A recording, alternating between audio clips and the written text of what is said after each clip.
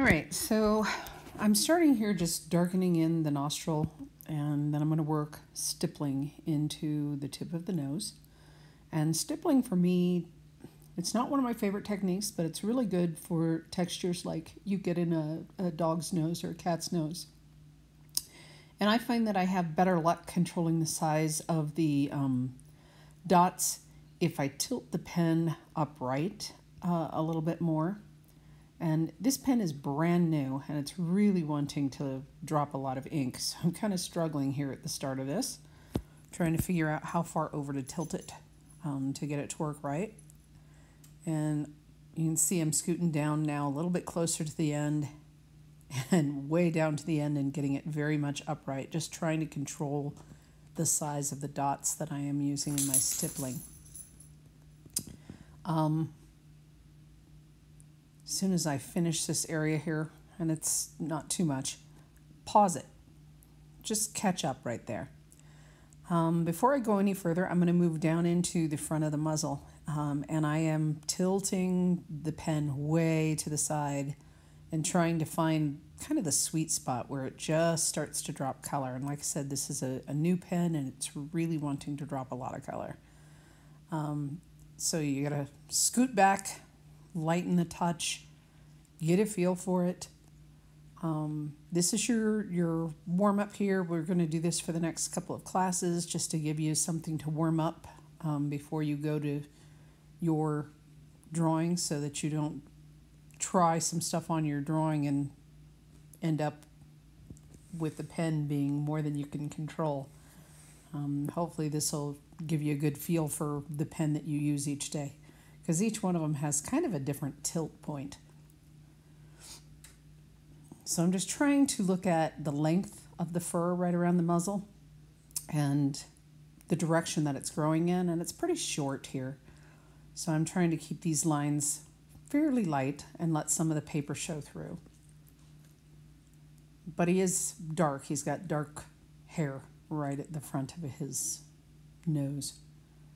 And then I'm going to go through and look at the inside of the mouth, and there's a canine tooth hanging down and one coming up from the bottom, and behind it, the inside of the mouth is just black. And so when I run into that, I'm just going to color that in solid on the inside of that mouth.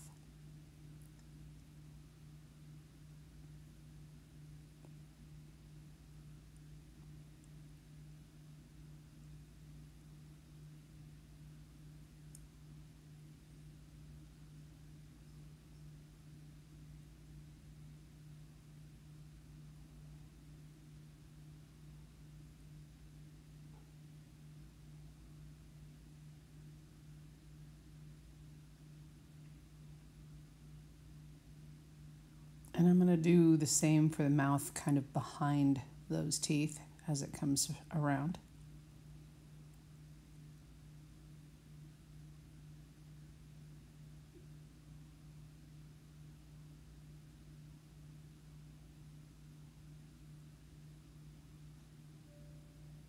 And I'm just going to color it in completely.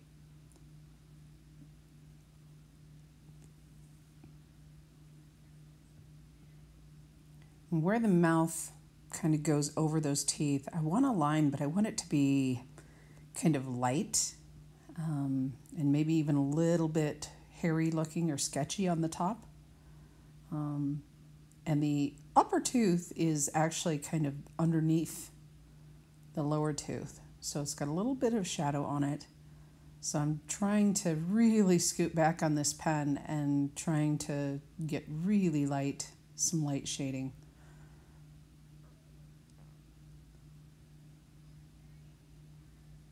Just to set it behind the other tooth. And then I'm going to work back up into that muzzle area and kind of add some value to the left side here. Again, really short hairs, paying attention to the direction that they grow and trying to build some of that value, some of that darkness.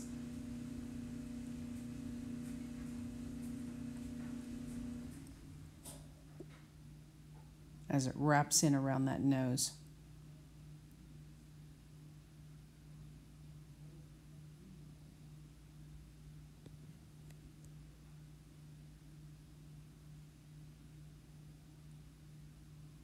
And I'm keeping this edge with a little bit of a hairy or a shaggy kind of edge, just with some little short strokes of the pen.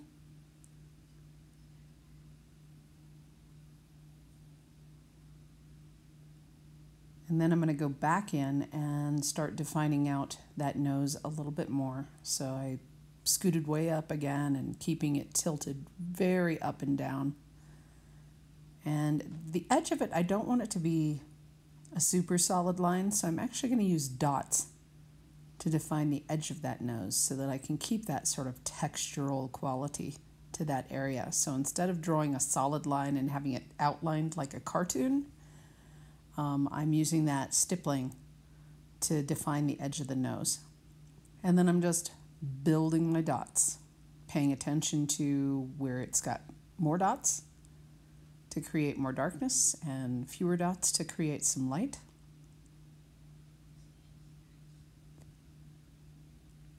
And building a little bit more nostril, making it a little bit larger.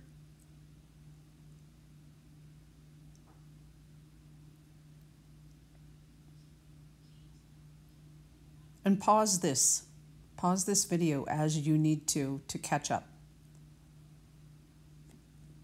to do each portion.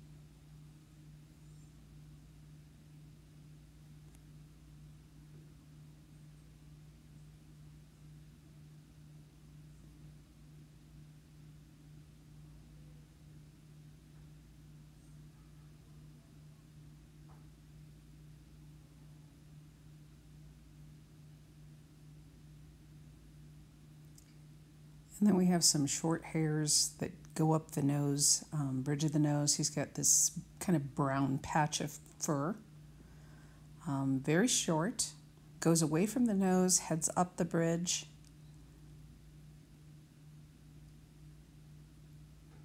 So I'm scooting way back because this pen is wanting to be really dark. So I got to find that sweet spot of creating some value but not being too dark.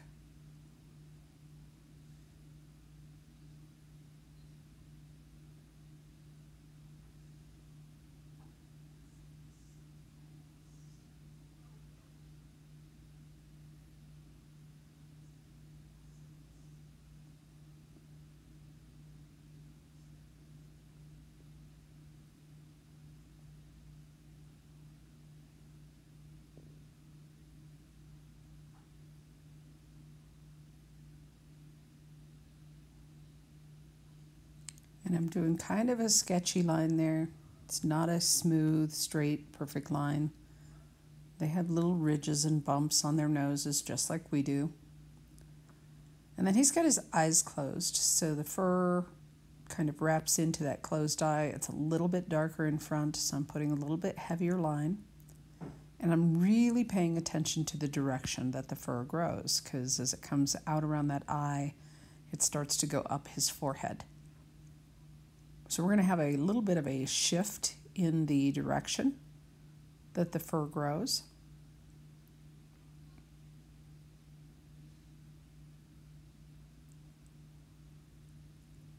So it's kind of coming up from the nose onto the forehead.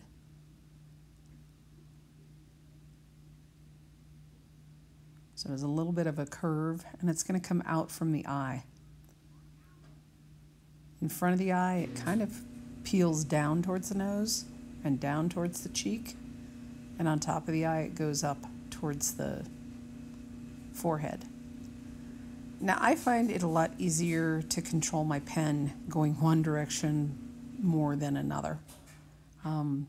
I find that I make lines easier when I push the pen away from me. I have a harder time getting a clean line pulling it towards me. Some people find it's the other way around. Whatever is easier for you, that's what I would suggest working with.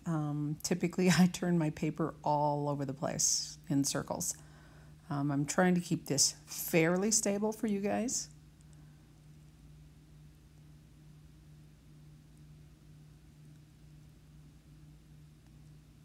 But I'm trying to put a little bit of texture in that white part of his muzzle. So I'm way, way back on the pen and I'm barely touching the paper.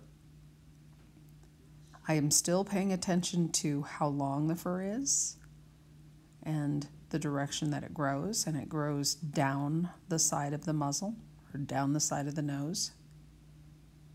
And so I'm taking that hair at the top and I'm trying to give it a little bit of a curve down into that hair on the side of the muzzle, side of the nose.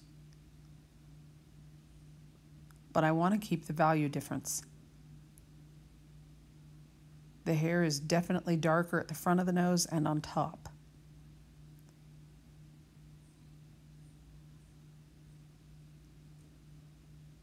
And then I'm just going to finish out for today, just darkening in that eye area.